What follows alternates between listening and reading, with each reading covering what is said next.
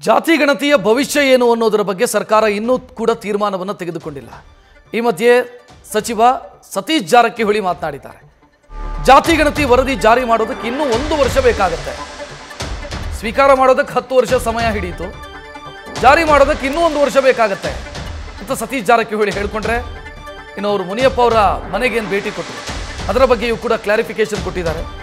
ನಮ್ಮ ಮನೆಗೆ ಅವರು ಬಂದಿದ್ರು, ಈಗ ಅವ್ರ ಮನೆಗೆ ನಾನು ಬಂದಿದ್ದೀನಿ. ಸಿದ್ದರಾಮಯ್ಯ ಅವರ ಕಾರ್ಯಕ್ರಮ ಇದೆ ಅಂತ ಆಹ್ವಾನ ಕೊಟ್ಟಿದ್ದಾರೆ ಅಂತ ಸತೀಶ್ ಜಾರಕಿಹೊಳಿ ಮುನಿಯಪ್ಪ ಅವರ ನಿವಾಸಕ್ಕೆ ಭೇಟಿ ಕೊಟ್ಟ ಬಗ್ಗೆ ಮಾತನಾಡಿದರು. ಜೊತೆಗೆ 23/8 ಒಂದು CM ಅವರ ಕಾರ್ಯಕ್ರಮ ಇದೆ ಅವ್ರ ಜಿಲ್ಲೆಯಲ್ಲಿ, ಅದಕ್ಕೂ ಕೂಡ ಬರಬೇಕಂತ ಅವರ ಅವಾರ್ಡ್ ಕೊಟ್ಟಿದ್ದಾರೆ. ಸೊ ಇವೆಲ್ಲ ಚರ್ಚೆ ಮಾಡಲಿಕ್ಕೆ ಅವ್ರ ಮನೆಗೆ ಬಂದಿದ್ದೀವಿ ಅಷ್ಟೇ ಸಹಜವಾಗಿ. ಜೊತೆಗೆ ಉಪಹಾರ ಕೂಡ ಆಗಿರೋ ಅಂಥದ್ದು. ಸೊ ಅದು ಬಿಟ್ಟರೆ ಏನು ಈಗಾಗಲೇ ಹೇಳಿದ್ರು ಅವರು, ರಸ್ತೆಯದ್ದು ಒಂದು ದೊಡ್ಡದಾಗಿ ರಸ್ತೆ ಹ್ಯಾಮ್ ಪ್ರಾಜೆಕ್ಟ್ನಲ್ಲಿ ಕೊಟ್ಟಿದ್ದೀವಿ.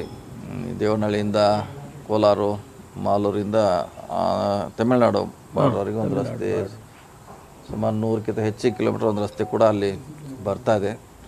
ಸೊ ಇವನ್ನೆಲ್ಲ ಚರ್ಚೆ ಮಾಡಲಿಕ್ಕೆ ಬಂದಿದ್ವಿ ಅಷ್ಟೇ ಸಹಜವಾಗಿರುವಂಥ ಕೆಲಸ. ಪೂರ್ಣ ಆಗೋಲ್ಲ, ಅದೇನು ನಾಳೆ ಆಗುವಂಥದ್ದಲ್ಲ, ಇನ್ನೊಂದು ವರ್ಷ ಆದರೂ ಆಗ್ಬೋದು. ಅದೇನು ನೀವೇನು ನಾಳೆ ಮಾಡಿ ಹಾಗೆ ಅದಲ್ಲ, 1 ವರ್ಷ ಆದರೂ ಆಗ್ಬೋದು. ಯಾಕೆಂದರೆ ಸಮಸ್ಯೆ ಇದೆ, ಜಟಿಲವಾಗಿದೆ. ನಮ್ಮ ಸರ್ ಹೇಳ್ದಂಗೆ ಎಲ್ಲರನ್ನೂ ವಿಶ್ವಾಸ ತೆಗೆದುಕೊಳ್ಬೇಕು, ಎಲ್ಲರನ್ನೂ ಸಮಾಧಾನ ಮಾಡಬೇಕಂದ್ರೆ ಭಾಳಷ್ಟು ಸಭೆಗಳಾಗಬೇಕು, ಭಾಳಷ್ಟು ಅವರ ಸರ್ಕಾರ ಕೂಡ ಭಾಳಷ್ಟು ಕಾಂಪ್ರಮೈಸ್ ನೇಚರ್ನಲ್ಲಿ ಇರಬೇಕಾಗ್ತೈತೆ. ಯಾಕಂದರೆ ಇದು ಏಕಾಏಕಿ ಮಾಡುವಂಥದ್ದು ಅಲ್ವೇ ಅಲ್ಲ. ಯಾಕಂದರೆ 10 ವರ್ಷ ನಂತರ ಅದನ್ನು ಸರ್ಕಾರ ವರದಿ ಒಪ್ಪಿಸಿದೆ.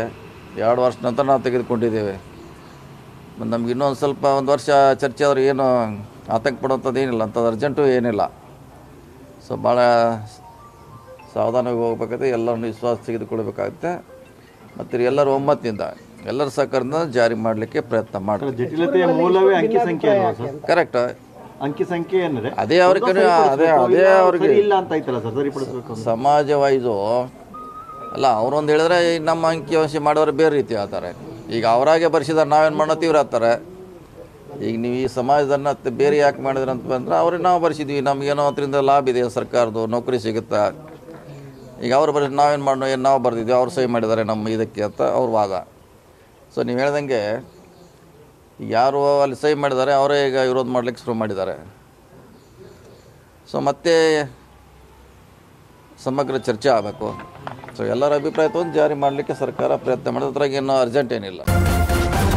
ನ್ಯೂಸ್ ಫಸ್ಟ್, ನಿರ್ಭೀತಿಯಿಂದ ನಿಮ್ಮ ಪರವಾಗಿ.